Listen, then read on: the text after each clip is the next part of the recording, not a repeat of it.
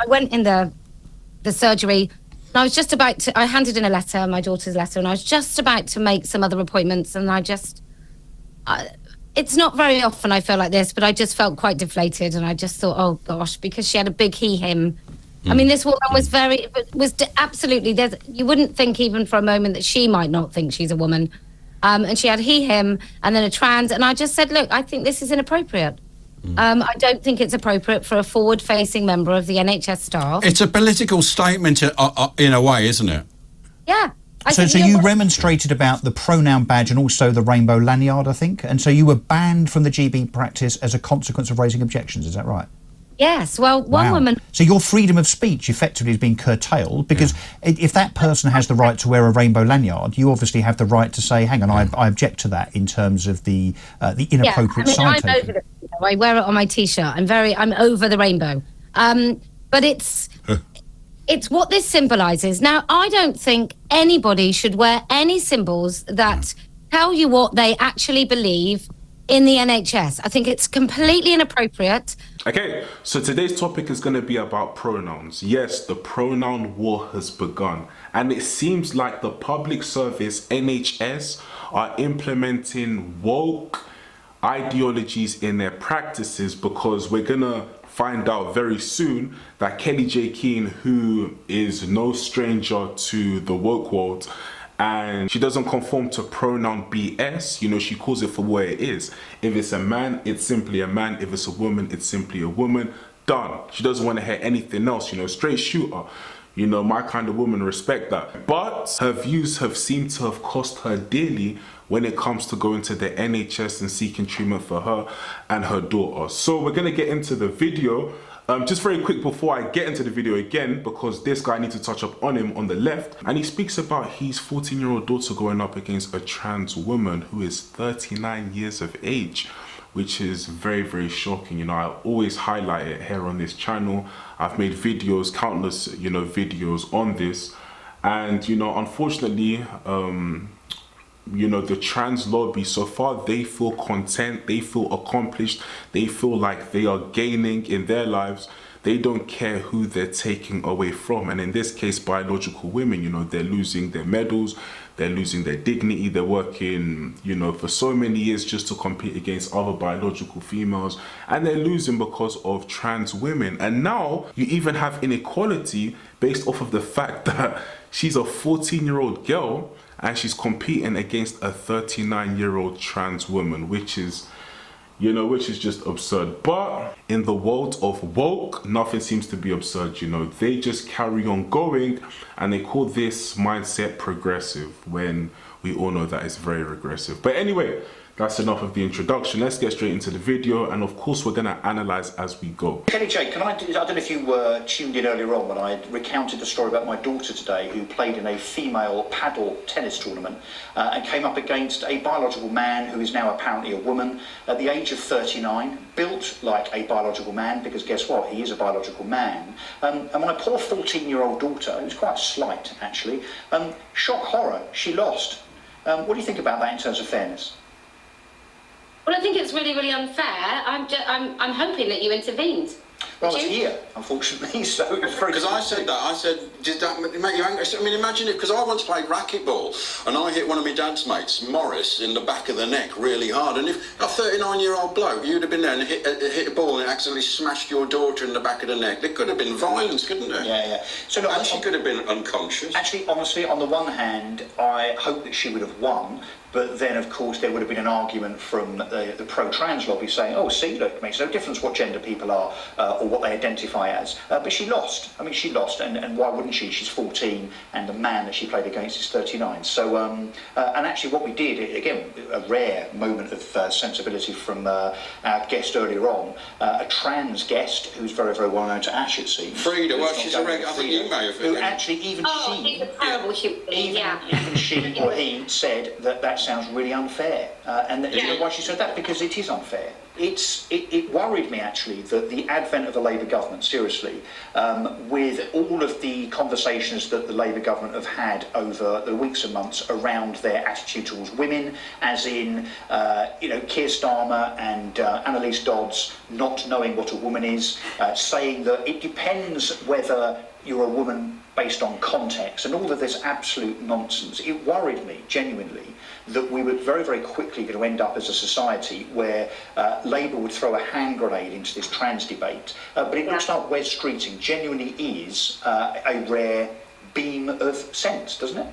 Well, he might be, but he's in a Labour government, so I'm going to hold my celebrations until I think there's really something to celebrate. I personally complained about a receptionist at my GP surgery wearing pronoun badges, and I've now been unlisted from that surgery. Yesterday it happened. This was why you were live on air, wasn't it? I saw this on your Twitter. Yeah, it did. They phoned me when I was waiting. I was expecting the call at some point, but it was very fortuitous. So Kellie-Anne, what happened exactly? Kellie-Jay, so I do this. I'm relatively well known, not by very many people in the general public, but if you focus on this issue, you might know who I am. And so I went in the surgery, and I was just about to, I handed in a letter, my daughter's letter, and I was just about to make some other appointments, and it's not very often I feel like this, but I just felt quite deflated, and I just thought, oh gosh, because she had a big he-him. I mean, this woman was absolutely, you wouldn't think even for a moment that she might not think she's a woman. And she had he-him, and then a trans, and I just said, look, I think this is inappropriate. I don't think it's appropriate for a forward-facing member of the NHS staff. It's a political statement in a way, isn't it? Yeah. So you remonstrated about the pronoun badge and also the rainbow lanyard, I think, and so you were banned from the GB practice as a consequence of raising objections, is that right? Yes, well, one woman... So your freedom of speech effectively has been curtailed, because if that person has the right to wear a rainbow lanyard, you obviously have the right to say, hang on, I object to that in terms of the inappropriate side. I'm over it. I wear it on my T-shirt. I'm over the rainbow. But it's what this symbolises. Now, I don't think anybody should wear any symbols that tell you what they actually believe in the NHS. I think it's completely inappropriate. I think you could be one of the worst people on earth and you expect to go in to the NHS and have equal treatment, no matter what your beliefs or who you are. And I don't want to know what my police think about anything. I don't want to know what the NHS think. I don't really care how teachers vote. I think all of those things are unprofessional and don't belong And at they work. should be kept separate, yeah, exactly. They shouldn't be a part of the police. Well, because you go there for a job that's paid by the taxpayer to be undertaken, whether it's NHS, police or whatever. What you don't expect is political statements to be made. That's your point. And I think, look, for me, it's very worrying. There's great lengths that trans activists have gone to in order to try and disrupt my life, including sort of putting pictures of my kids online, attacking my husband, and all sorts of things. And I nearly lost my life in March of last year. Well, no, let me just... Why? What happened there? What? I had a mob, and I thought I was going to get... Oh, I remember that video, yeah. Yeah, horrendous. I just want to backtrack on... I really don't want to exaggerate, because I think the facts are bad enough. And just to add on to a point, like, honestly, the arrogance from the left, from the wokies, is just, incredible. Anything you say that they just don't agree with, they want you out of here. There's no meeting in the middle, there's no dialogue, there's no discussion. I remember one time you could actually have a constructive dialogue. You can actually sit down and speak with people on the left or the radical left, and you can actually speak about certain issues. But now, they've got so arrogant that they don't even want to hear what you have to say, and they're being empowered by the left governments like the Democrat Party in America and the Labour Party in the UK. When people like Keir Starmer are saying, oh, I don't know what a woman is, he's dancing around it. How are you going to protect women if you don't know what a woman is? This is insanity. So how are you going to protect women then? And this is the man that is, the Prime Minister of the United Kingdom now. And to be fair, a portion of that is because he didn't want to lose the votes from the left, the LGBTQ plus votes. He wanted to secure that for his election that just went. But when you're as a politician, from what it seems, are held hostage by the LGBTQ plus community, then you allow them to behave in such a way. And if you do say something wrong, then we, the LGBTQ plus community, might have something to say about it. So the politicians are scared, the woke politicians are scared. You know, they're scared of falling out with, you know, the trans lobbyists. You know, so it's crazy, you know, that they have this much power over politicians and over the way, you know, policies, even corporate policies, are implemented in the workplace. You know, it's crazy.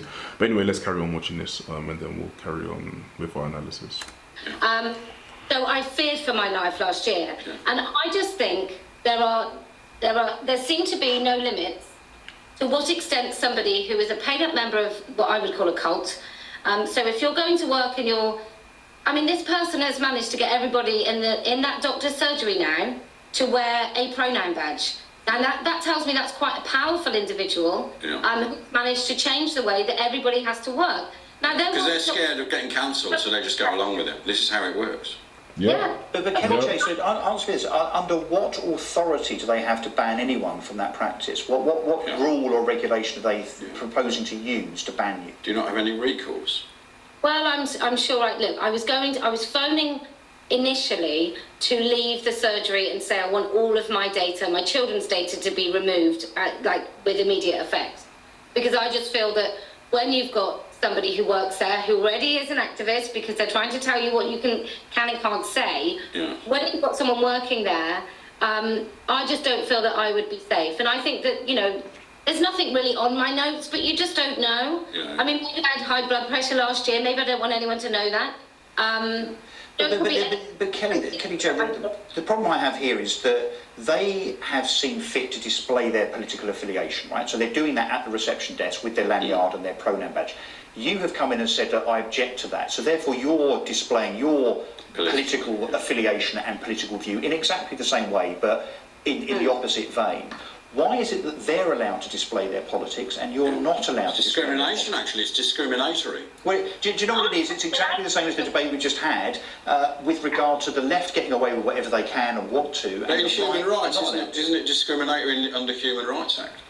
Well, look, I think that had they said, look, we don't like your views, therefore you're banned, I think that would be a different issue. But I think that had that receptionist wanted to wear an adult human female badge and very much say that, you know, I think no woman has a vagina badge. No woman has a penis badge.